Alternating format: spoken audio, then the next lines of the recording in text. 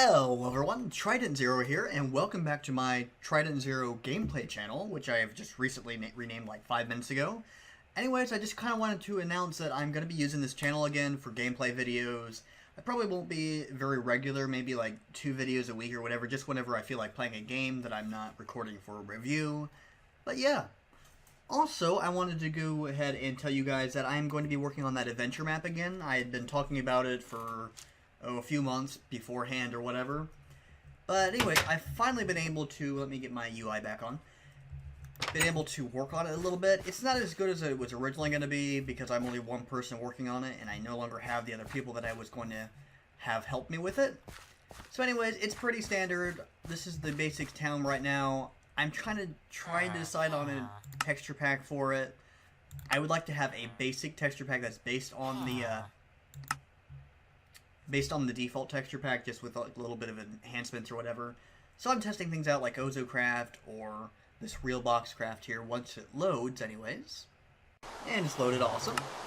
So yeah, this one looks pretty cool. There aren't a lot of things added to it. There's a few things that are missing, like these acacia stairs, so I probably won't be adding this to it.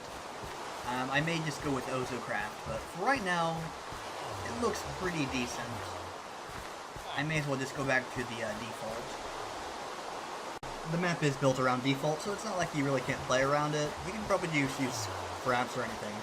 But anyways, yeah, this is basically the start of the map. You're going to spawn here, you're going to be welcome to Porpor Village, which it rains all the time.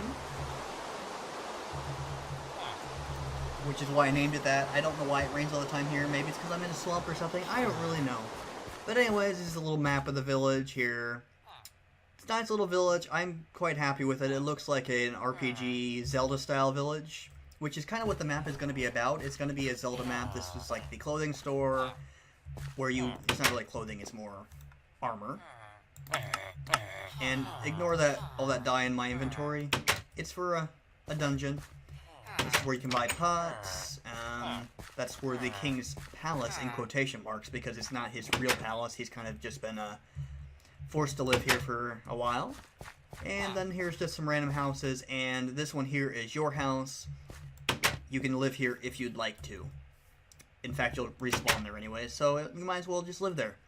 Anyways, the village is basic. Like I said, there's a guard tower up here, but then once you get out of the village, you get to these little bump thingies. I don't know what to call them. I'm calling them warp zones, but you may not call them that. I don't know.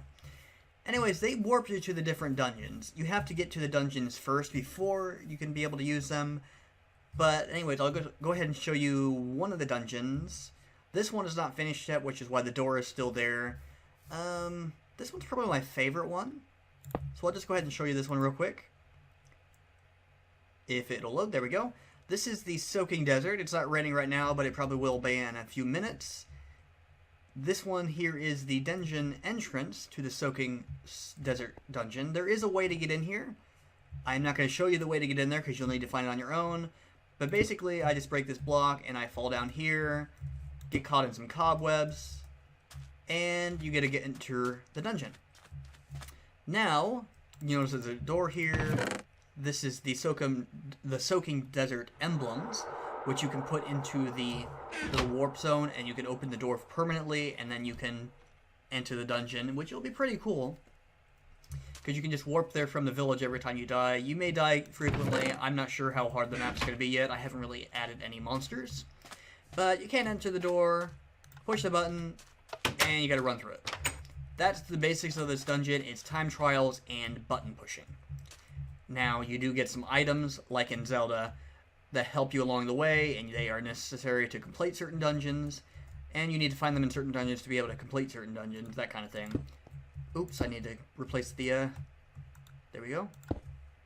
But yeah, that's basically it, and once you get the 3 basic dungeons done, you get to go to the Rainbow Palace, which I do not have built yet, and you get to beat the final boss there. There might be more than that, I don't know. There's going to be a few side quests around here. I do have, like, certain structures just dotted across the land. I don't know if I can see any from here. They're kind of just all over the place, but I'm pretty happy with the map so far. It's far from finished. I'm going to finish the quote-unquote 3rd dungeon, because you can do them in any order, but it's the 3rd one that I'm building.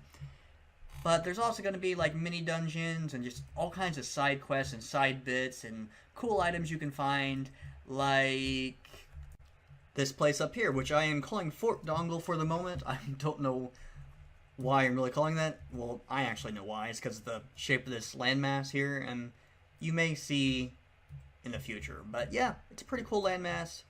There's some Fort Dongle guards down here. Hello, Dongle Knight, dude. Don't kill me. And here's the entrance to Fort Dongle. It's not that difficult to get into. You just have to have a bow. And where's my bow? It's in weapons, duh, idiot. Shoot the arrow. And the fort opens, and you can enter it. I don't know why that didn't get pushed down on the way. Weird. Okay. That's weird. Okay. There we go.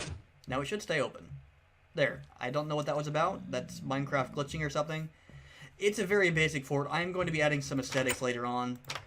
The chest is locked. You have to get the key. To get the key, you have to kill the leader, the boss guy, who is this guy right up here, Lord Dongle. And that's about it. It's a pretty basic idea, but it's going to be more complex once I get things added to it. But yeah, I just wanted to let you guys know that I'm going to be using this channel for a few gameplay videos, and I just wanted to announce my new adventure map. I hope you guys have enjoyed, and I can't wait to see you guys next time. TridentZero out. Fear not, I will use my sword lightning to put out those blazes. Doesn't lightning usually start fires? That's about it. The boss is another one of those guys who kills all his friends and then himself.